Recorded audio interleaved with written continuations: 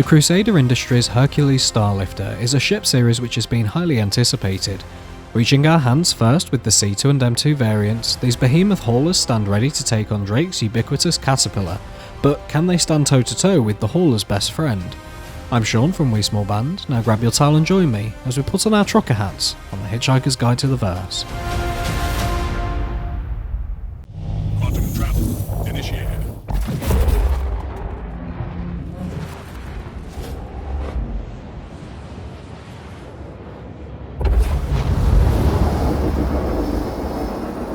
To start, a disclaimer. We will never suggest making additional pledges to Star Citizen beyond the base starter packages, being the Aurora or Mustang, as everything will be earnable in-game, thus that's all that's needed to play.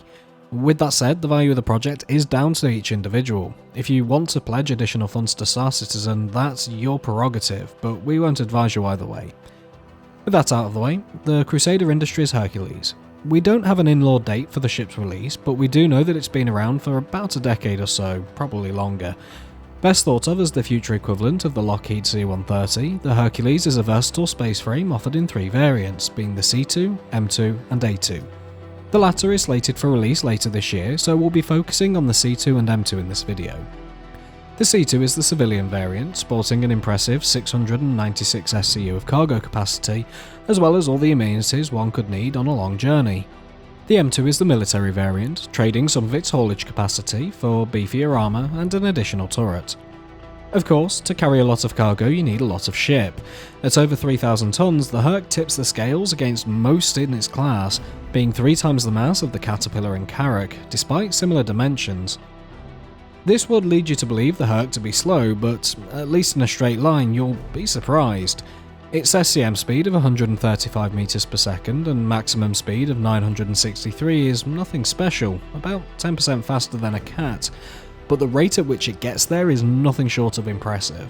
With an acceleration of 4.7 G, it will get off the line quicker than some light craft. Stopping is a different story, however. With only 1.6 G of reverse thrust, grinding to a halt is something that you plan for hours in advance.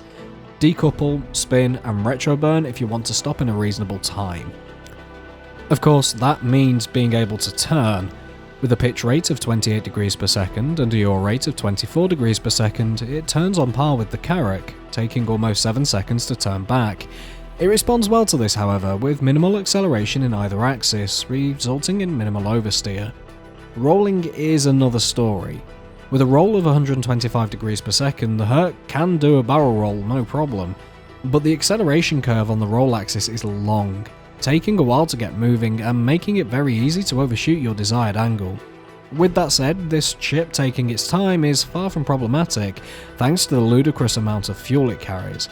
Now, CIG have stated that this is more of an experiment, so it is likely to change. The Herc has 8 times the fuel of the Cat, but consequently costs 8 times as much at the pump.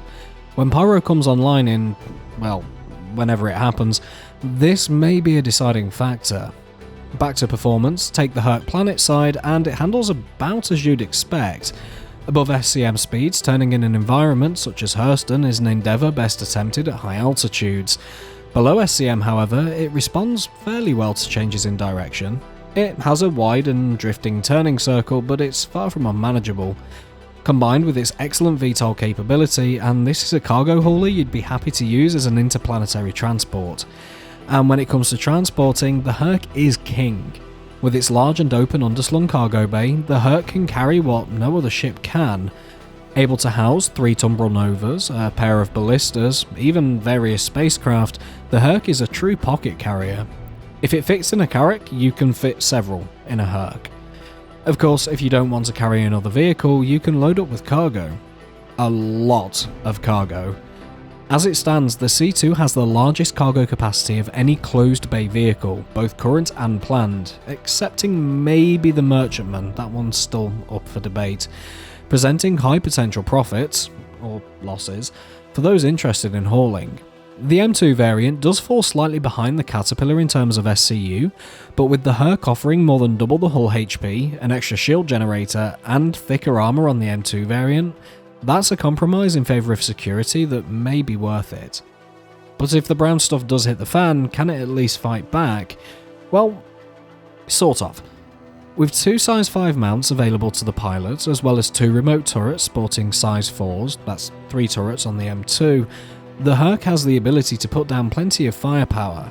The issue, however, is that there is one less gunner seat than there are turrets in each variant. This forces you to make a tactical decision about which turrets to use, with the dorsal side of the ship presenting a large and unprotected attack angle no matter the choice. And with 2 shield generators, nothing smaller than a large vessel can make a dent, but when faced with a real threat, the best option is likely to take advantage of the powerful engines and just get the heck out of Dodge.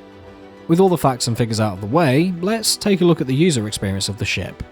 Starting at the back, on the upper deck, we find the engineering section, where the designers took influence from the Hammerhead and the 890 engine bays. This grants easy access to every component, meaning repairs will be easily achieved. Moving along this area, we find various more component housing and storage areas. Each of these holds 200,000 storage, which is a lot. On the port side of this area, we find a wreck on the C2, complete with a large TV, bookshelves and a kitchenette. On the M2, this is replaced with 12 drop seats, as well as an armoury. On the starboard side, we find the hab area with beds for the crew, personal lockers, desks, and the ubiquitous shoilets. Moving through the throat of the ship, we find more component housing, escape pods, armour lockers, and weapon racks, before finally reaching the bridge. This is a good size, not too much wasted, with a wide viewing angle laterally. It does suffer, however, in the vertical view space, with landing especially being tricky, exasperated by the high elevation relative to the rest of the ship. Freelancer, eat your heart out. So, is there a place for the Hercules Starlifter? At just short of 5 million UEC, the C2 is only slightly more expensive than the Cat, whilst offering more capacity, speed, range, and, at least in my opinion, better looks. It's a no-brainer right now. Although the Cat's intended modularity, tractor-beam, and detachable command module will certainly allow it to hold its place in the future. But in the game as it is, get the C2. And that's all on that.